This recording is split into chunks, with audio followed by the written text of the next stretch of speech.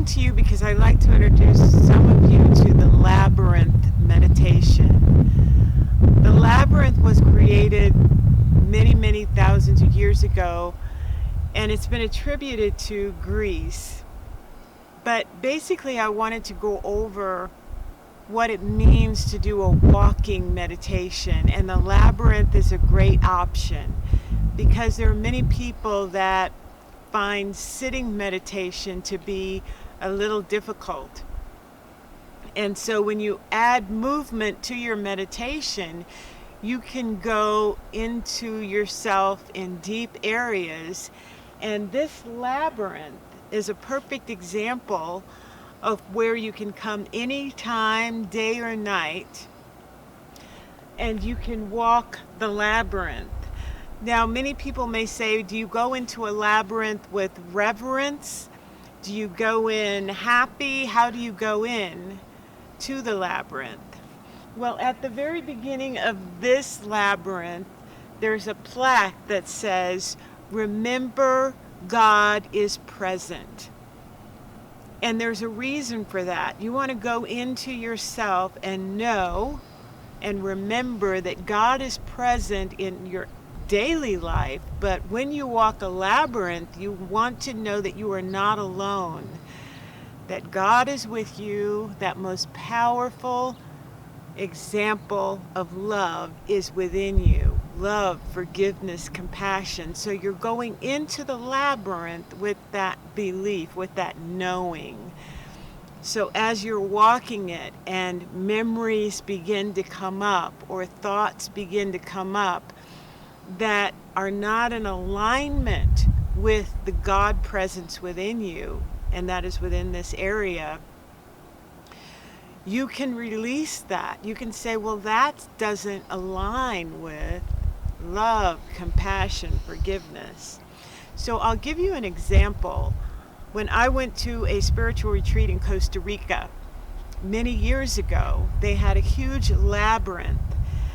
And so I went in with reverence, with knowing that God is all there is. And as I was walking the labyrinth, childhood memories began to come up. Memories where I had no control over the outcome, where I had felt helpless and powerless as a little kid growing up in a dysfunctional family. And as I walked the labyrinth, I began to see the love that had always been there, even when I was a child. That love and that comfort was there. It was overshadowed, and I forgot it was there based on the dysfunction of my family. But it was always there, holding everyone in balance and in check so that I could go through my healing at that time in Costa Rica. So just getting a bird's eye view, whereas maybe before I had a limited view, I had a childhood view. God gives you that bigger perspective, and it was helpful to do it in a labyrinth, since I cannot necessarily say that I am a sit-down meditator. I'm always looking for ways that I can move throughout nature and incorporate movement and creativity as I go deeper. So if you're walking the labyrinth by yourself, which I've usually done wherever I've gone and there's a labyrinth, usually there's not many people there, you can actually bring something like a gift. People will bring a rock. They'll pick up a rock on the side of the labyrinth, or they'll bring some type of trinket that has significance. And as they go through the labyrinth and the healing that they get, they leave a gift in the very center when you get to the center of the labyrinth. And so what you're saying is, thank you for all of the wisdom, the knowledge, all of the healing that I received in the labyrinth. And you're really gifting that to yourself as well, because that power within you was in a place where you could let a lot of unforgiveness go, unforgiveness and fear. When you leave the labyrinth, it would be appropriate to say that you feel lighter, that what was bearing down on you before has no authority anymore, that you've given total authority for peace, prosperity, abundance, creativity to thrive. And those are higher frequency vibrations. So I would welcome anyone, if you've never done a labyrinth before, try labyrinth meditation walking. They call it walking the labyrinth. And you're welcome to do that. Find a labyrinth in your area. And this is a very healing place. Love you. I wanted to talk to you a little bit about the medicine wheel, or love circle, or healing energy that is here at Red Rock Canyon. This is Calico Basin. And as I was walking the love circle or medicine wheel, first of all, before I stepped in, I had a supreme reverence for the energy that is here.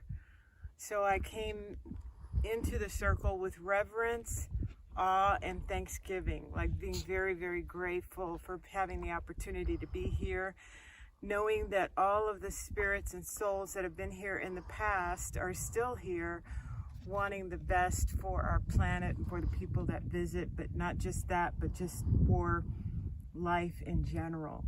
And so I went in and stepped in with a sense of reverence, and right away I felt a deep sense of compassion and sorrow for the suffering that is happening on the planet and what is to come.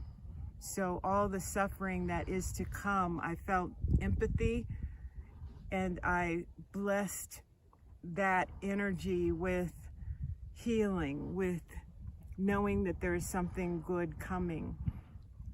But I also needed to step into the next layer of the circle, which was past healing.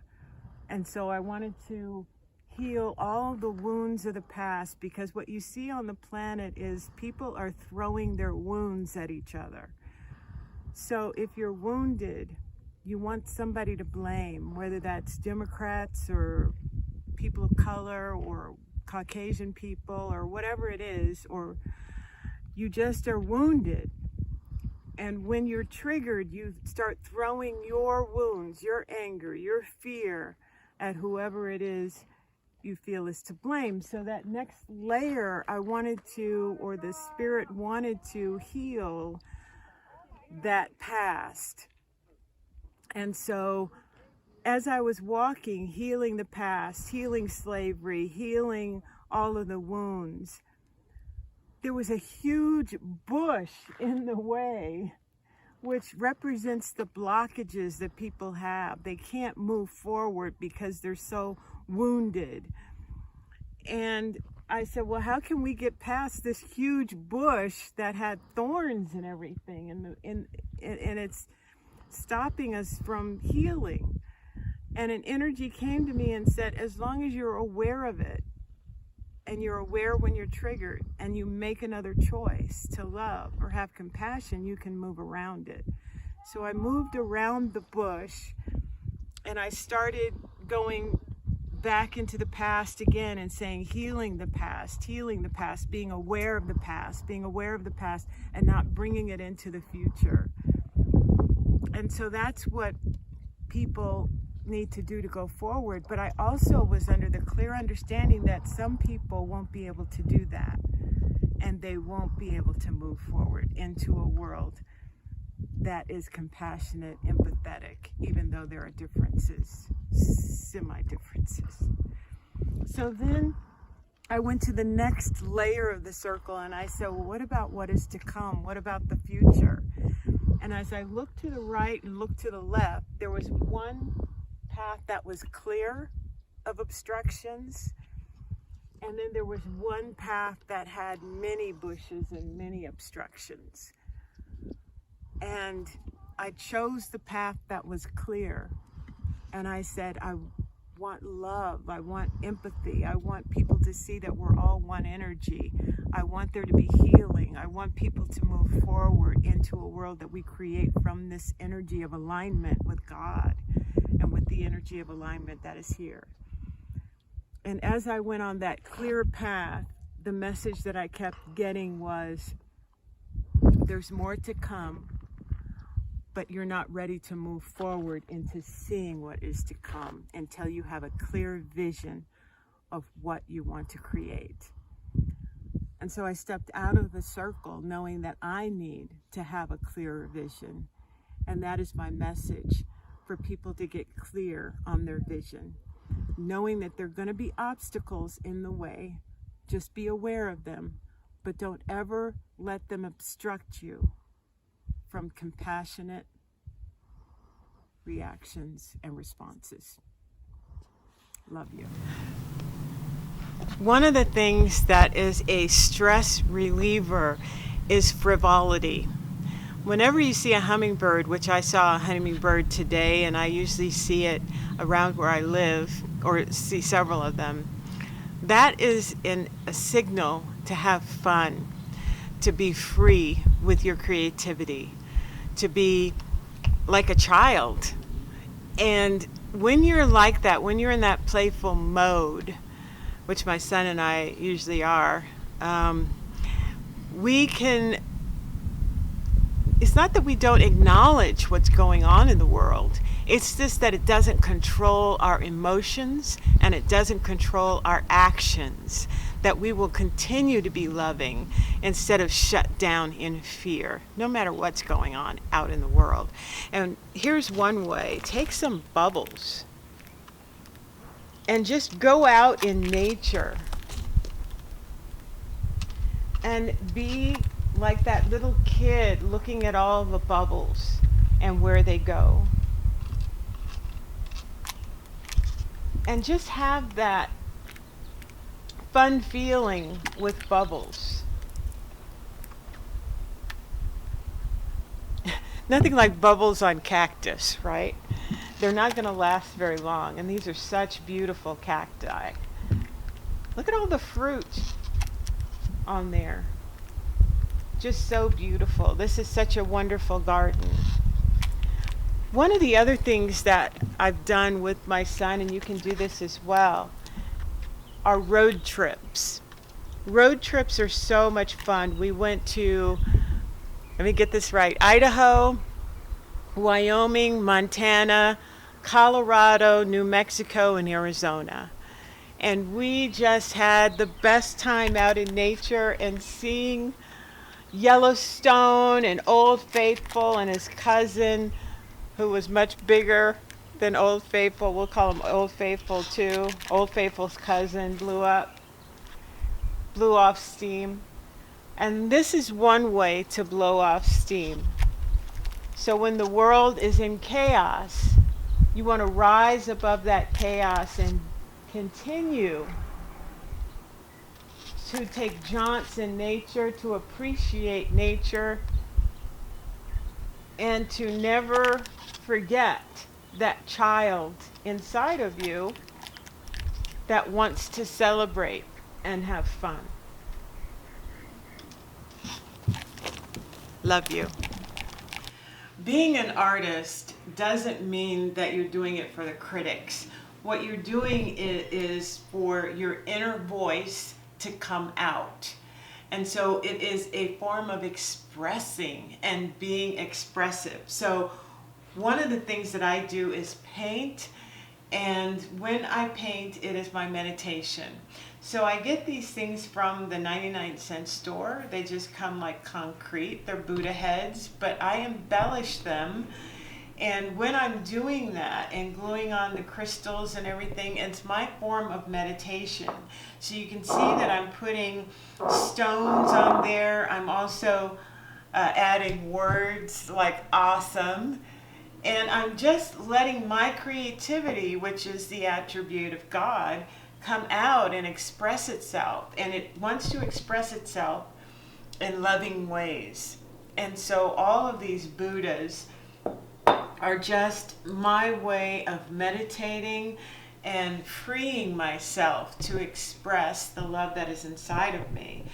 This love sometimes you may not see in the world, but when you have a habit or a practice of cultivating that love within yourself, you begin to see it out in the world.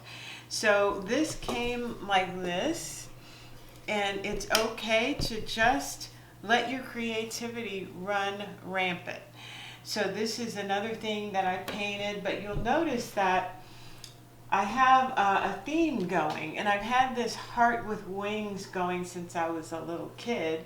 I would draw hearts with wings while I was in school, and I was kind of not focusing on schoolwork. I would doodle. And so be grateful is also a way that you can raise your frequency vibration. So always being grateful. And that one says, go where your heart leads you, in the little words right there. So a flying heart means that you're able to love without fear of being rejected or without fear of somebody loving you back. It's a love that's vibrating within you. It comes out as creativity. Now here's a piece that I have embellished with earrings that I no longer can find the match to, and all of these crystals. I'm going to turn it around so you can kind of get a full view of the paint and the glitter that I've put on this one, and the jewelry that it's embellished with. And I also want to show you one of the before. So this is one that I'm going to probably paint in November. And this kind of shows you how they come. Like, this is something that is not embellished, but I will be embellishing that and painting it at some later date. And I can't tell you how much fun this is, because once you just let yourself go to create anything and express yourself, it's really very freeing. And here's another one that I'm going to be painting. This is a smaller one that you can get at the 99-cent store or at a thrift store, and you'll have so much fun painting those. Now, you'll also notice that this is color therapy. These are adult coloring books that have become popular. They're very inexpensive, and they come with sayings or just beautiful things that you can embellish yourself. And it's totally time for me to get a different one, but I totally recommend getting coloring books because they're a great way to do art meditation, art therapy, and express whatever feelings you have about what's going on in the world, or just expressing what is in your heart. One of the ways to deal with all of the racial trauma, instead of getting it trapped inside of your heart with feelings of fear and anger and rage, artists will often use it and channel it in their creativity to have a voice for what's going on. So my sister and I had been talking about empowerment, but also how to do it in a loving way. So this is what the design that she came up with, and she made this, and it is a symbol of standing up for something, injustice, but doing it in a compassionate and loving way. So this is one way of expressing that. Another way is I did an art exhibit in 2017, and it was centered around race. And what it says is enlightenment. When we know who we are, there is no black or white. And what did I mean by that? I meant that enlightenment, there is no color to that. That what we tap into is an energy that is a universal energy. And it is pure light. Something that all of us have. This is from that same art exhibit. Behind both, white and black, is pure light. When we tap into that, which is what we truly are, then we see each other based on that divinity that is within us. And that's why namaste is a greeting that says, I honor the spirit, the light that is in you, that is also within me. And so, namaste. Also, we have Wakanda. I did this piece when Chadwick Boseman passed away, just to remember that the most important message is Wakanda forever, is a hope, is a pride, is a fabulous feeling that we never ever want to lose. So Wakanda forever means power, strength, inner love. And so I did that piece signifying Black Panther and how we should always keep Wakanda forever. I also have some other pieces that you can do. This was Breonna Taylor. Breonna Taylor was a beautiful being that was murdered in her house due to a no-knock warrant, and that's not okay. And so feelings of rage can come up, and also you can do feelings of gratitude. So you'll notice that I use both sides of my canvas, because once again, that creative energy wants to express itself. And so I am looking all over for canvases, and that's why I also appreciate murals, because they're so awesomely important. Here is another piece that is from the same show that I did. And so you can see that these are syringes, and oftentimes we inject ourselves with hate, anger, which leads to violence or killing. Well, I prefer to inject myself with love. It is a choice that we make every day, whether to give in to fear, doubt, worry, or to be transcended by love, compassion, acceptance, truth, and power. So these are just small examples of how we can transmute fear into creativity, transmute these social unrests into something that we can express within ourselves using the attributes of God. So art is very healing. Art can also be a way of coping with a pandemic. Early on, like around the end of February, beginning of March, when people start talking about COVID and masks, I started with art that made it beautiful. And it says, choose the light, or choose to shine. Meaning that even though there's a pandemic and we're wearing masks, that doesn't dim your light of love, and your light of being fabulous. So I did this one. I also did this one around the same time, which is be brave, be what you need. So a lot of people were in fear. This one is covering up. You can see this is probably COVID right here. You're covering up, but you were also decorated with divinity. So you are protected, but you have to know you're protected.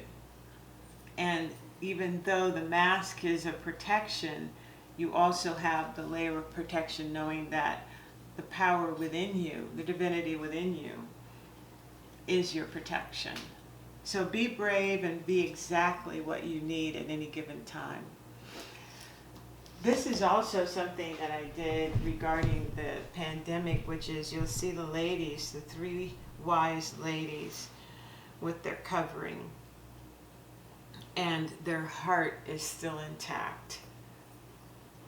So you always want to have your heart intact, your love source intact, no matter what is coming your way, so that you can be the beacon of peace and love, no matter what.